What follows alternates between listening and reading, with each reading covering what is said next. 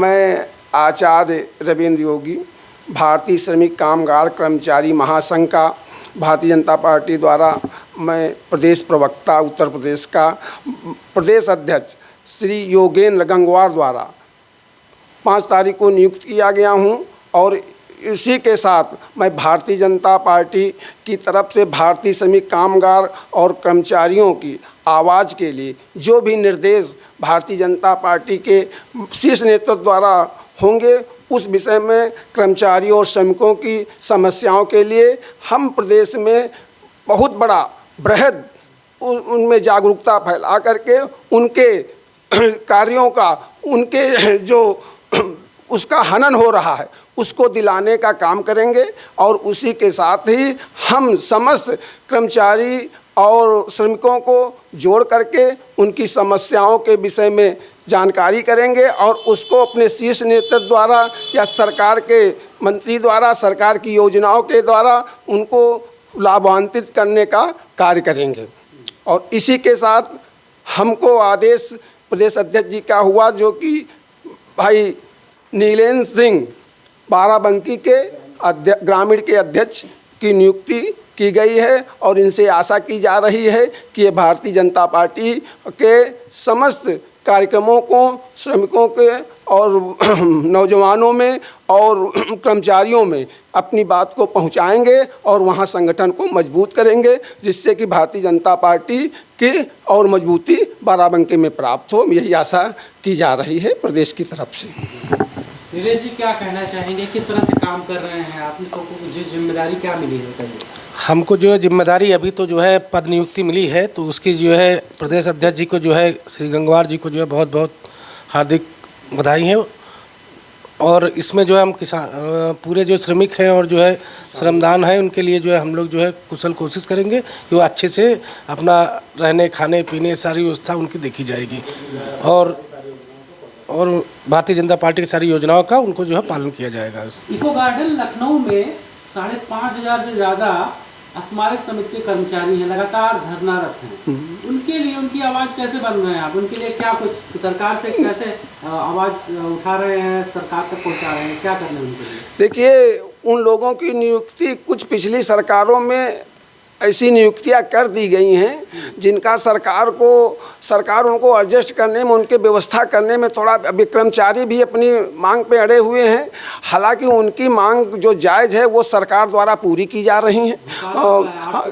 हाँ, जो घोटाला हुआ है, जो भी घोटाले बात सब ये बात सामने आई है, अगर कर्मचारियों ने रखी है तो उस पर जाँच की जाएगी। ये जाँच का विषय है कि कैसे इतना बड़ा घोटाला हो गया और जो भी दोषी व्यक्ति होंगे वो भारतीय जनता पार्टी की सरकार है। भारतीय जनता पार्टी की सरकार में कोई भी भ्रष्टाचारी, चाहे जो कर्मचारियों के साथ हो, चाहे श्रमिकों के साथ हो, चाहे आम जनता के साथ, जो भी सरकारी कर्मचारी जो उनके साथ गलत कार्य करेगा तो उसको अंजाम भुगतना होगा। और रही बात ये स्मारक समितियों वाले, इनकी जांच हो रही है, इनकी जांच पे देख लेना। आज कुछ ना कुछ आपको 2-4 दिन में इसमें फैसला जरूर सरकार द्वारा आएगा और सरकार उसमें बहुत उससे काम कर रही है, बहुत ही तन्मयता से और बहुत ही प्रामाणिक ढंग से उसको देख रही है। और उस पर आप देख लीजिएगा, आज नहीं तो कल, कल नहीं तो परसों उसका जो भी होगा भ्रष्टाचारी, जो भी जिसने इतना बड़ा वो घोटाला किया, जो कर्मचारियों को, हाँ, ये चाहे LDA-BC हो, चाहे जितना बड़ा अधिकारी हो, उसको जांच में वो भ्रष्टाचारी बचेगा नहीं। और जो कर्मचारियों की मांग है, जो जायज़ मांग होगी, वो मांग भारतीय जनता पार्टी जरूर पूरा करेगी, इसमें कोई संदेह नहीं है। भारतीय जनता पार्टी का नारा ही सबका साथ, सबका विकास, सबका विश्वास, उसी आधार पे भारतीय जनता पार्टी कार्य कर रही। हाँ, कुछ पहले की सरकारों द्वारा कुछ गलत नीतियों के द्वारा कुछ कर्मचारियों में जरूर वो आक्रोश है कि मेडिकल कॉलेज में आउटसोर्सिंग तमाम जो स्टाफ था उन्होंने धरना दिया था, उनका जो है कहीं न कहीं शोषण हो रहा है जो आउटसोर्सिंग कंपनियां हैं उनके द्वारा, इस पर क्या कहेंगे? पूरे जो प्रदेश के जितने भी विभाग हैं, सभी विभागों में आउटसोर्सिंग कर्मचारी रखे गए हैं, सभी का शोषण हो रहा है। किसी को 8,000, 10,000, 15,000 वो भी मांग करते हैं समान काम समान वेतन का। आप क्या कहेंगे? नहीं, बिल्कुल होना चाहिए। लोग काम कर रहे हैं, काम कर्मचारियों को, और जो भी चूँकि हाँ कुछ हम समस्याएं सुनने में आई हैं, जो आउटसोर्सिंग वाली कंपनियां बड़ी बड़ी आई हैं, इनके वजह से जो कर्मचारी रखे गए उनको न समय से वेतन दिया जा रहा है, उनसे काम तो पूरा लिया जा रहा है लेकिन उनकी समस्याओं को सुलझाया नहीं जा रहा। तो इसलिए सरकार हमारी काम कर रही है और उन पर अंकुश लगाया जाएगा। जितने भी कर्मचारी चाहे जिस पोस्ट पे काम कर रहे हैं कि जो अधिकारों का हनन नहीं होगा भारतीय जनता पार्टी सरकार में, और ये जो बड़े बड़े जो ठेकेदार टाइप के लोग हैं इन पे अंकुश लगाया जाएगा। अब भारतीय जनता पार्टी श्रमिकों के साथ है और उनके कर्मचारियों के साथ है और उनके साथ है, उनका साथ पूरा देगी और उनको न्याय मिलेगा। ये गोलू कश्यप जी हैं जो कि महानगर लखनऊ के रहने वाले हैं। इनको लखनऊ का महानगर का मीडिया प्रभारी प्रवक्ता इनको घोषित किया गया है भारतीय श्रमिक कामगार महासंघ की तरफ से। भारतीय जनता पार्टी का जो फ्रंटल संगठन है और वो इनसे आशा की जा रही कि इस संगठन को मजबूत करेंगे और कर्मचारियों और श्रमिकों के हित की बात करेंगे। क्या करना चाहिए? जी बिल्कुल सही है। और मैं जो है सबका साथ सबका विकास माननीय प्रधानमंत्री जी का नारा है और हम लोग जो है गरीबों की आवाज़ उठाएंगे। जो पहले की सरकारों में जितने भ्रष्टाचार फैला हुआ था वो सब हम लोग अपनी सरकारों में ये सब अपना दूर करेंगे, गरीबों को आगे बढ़ाएंगे। जो योजनाओं का लाभ गरीबों को नहीं मिल पा रहा है वो हम लोग जा के घर उनके वहाँ तक के लाभ का सबका जो है फ़ायदा दिलवाएंगे, जो योजना उन लोग नहीं अभी तक लाभ ले पा रहे हैं। और हम लोग पूरा संगठन पूरा भारतीय जनता पार्टी को मजबूत करने का, आगे बढ़ाने का काम करेगी। 2024 में पुनः तीसरी बार माननीय प्रधानमंत्री नरेंद्र मोदी जी की सरकार बनने जा रही है।